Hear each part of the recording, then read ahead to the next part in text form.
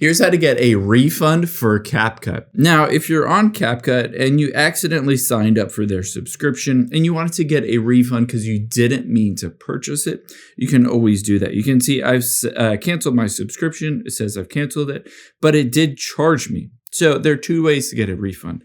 The first one is you're going to head into your settings and then tap on your name at the very top.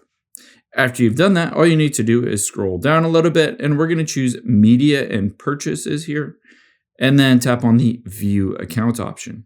After you've done that, you'll be able to see this is your Apple account, including all of your purchases. So go to your purchase history, and just like that, it will show you all of your purchases for in-app purchases as well as subscriptions. You can see here is CapCut, $199. I can tap where it says Total.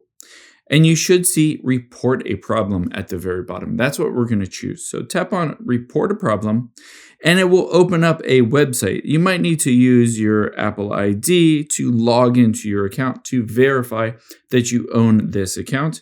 And just like that, you'll get to this page. You can see at the top left, it says Report a Problem. This is where you can request a refund for any app purchases. On here, you can see what would you like help with. I'm going to choose request a refund and then tell me more. I can just choose I didn't mean to buy this and hit next.